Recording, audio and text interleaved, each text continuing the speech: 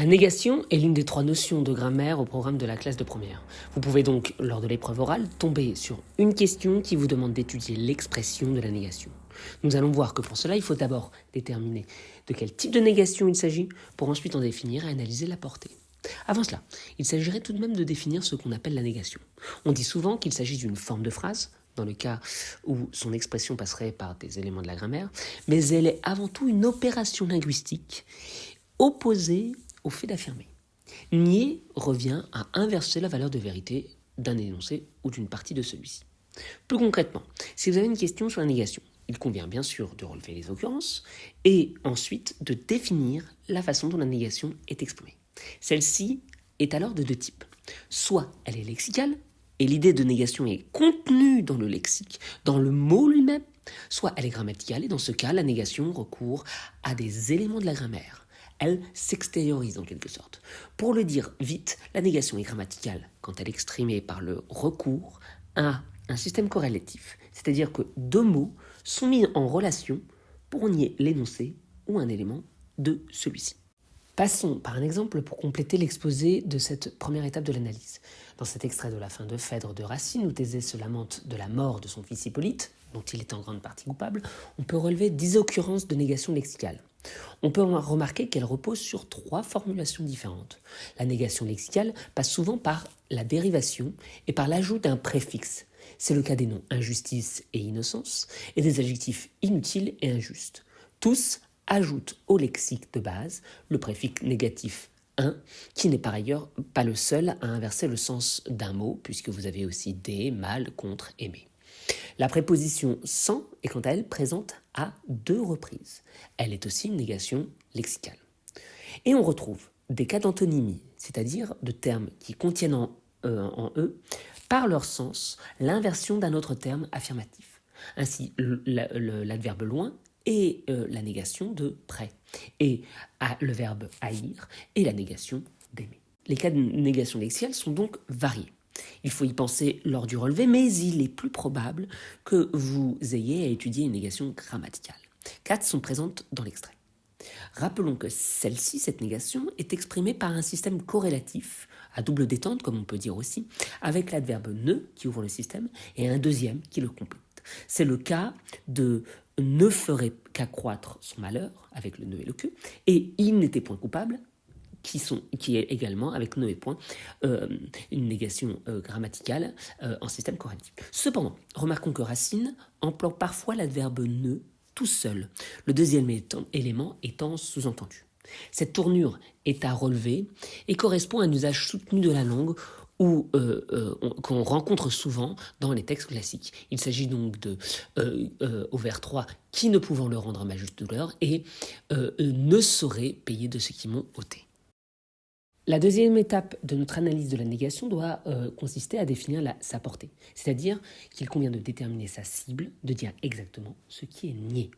Avant de revenir sur chacune d'elles et de donner la méthode pour les justifier, il faut savoir qu'il existe pour l'essentiel 3 portées. Quand la négation porte sur tout l'énoncé, sur toute la proposition, c'est-à-dire sur le verbe principal, on dit que sa portée est totale. Quand la négation ne s'applique qu'à un élément, qu'elle n'inverse le sens que d'un terme, on parle alors d'une négation partielle. Enfin, quand la négation n'exprime pas la négation, quand elle est en quelque sorte fausse, dans la mesure où elle n'est que grammaticale mais pas sémantique, c'est-à-dire que son sens n'est pas une négation, on est face à un cas de négation restrictive ou explétive, mais nous ne verrons pas ce cas très exceptionnel. Pour justifier le fait qu'une négation soit totale, il faut commencer par expliquer que c'est la proposition en entier, c'est-à-dire le groupe verbal, qui est nié. Quand Phèdre dit que Hippolyte n'était point coupable, c'est la proposition être coupable qui est niée. Il faut ensuite donner la classe grammaticale, c'est important, du deuxième élément de la négation. Point est un adverbe et avec pas, il est le terme qui indique le plus souvent que la négation est totale.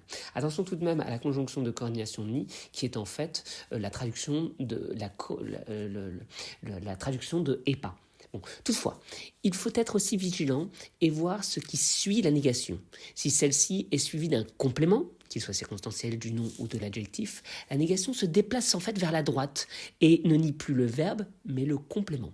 Par exemple, si je rajoute le complément d'inceste, il n'était point coupable d'inceste. La négation ne porte pas sur le fait qu'il soit coupable, mais uniquement coupable d'inceste.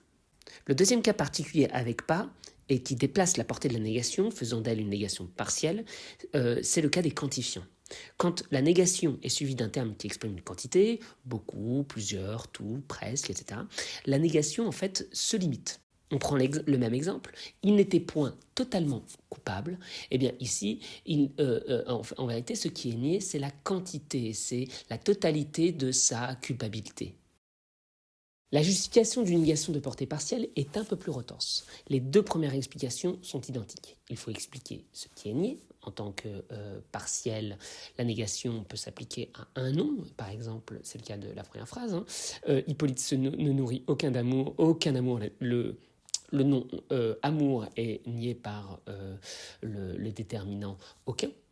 Ou il peut aussi nier un complément circonstanciel, c'est le cas des exemples 2 et 3 que l'on traitera plus tard. Il est important ensuite d'identifier la classe grammaticale du deuxième terme de la négation. Pour faire simple, ce sont tous ceux qui ne sont pas ou point. Il s'agit alors d'adverbes comme jamais, plus ou guère, et de déterminants ou de pronoms selon qu'ils soient suivis d'un nom ou pas, indéfinis. Bon, c'est le cas de rien, personne, aucun, nul.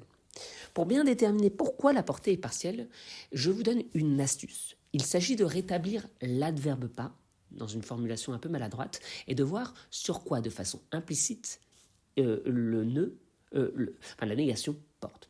Ainsi, jamais les feux d'hymen ne s'allument pour elle devient les feux de l'hymen ne s'allument pas toujours. Donc, en vérité, la négation est partielle étant donné qu'elle porte uniquement sur l'adverbe de fréquence toujours.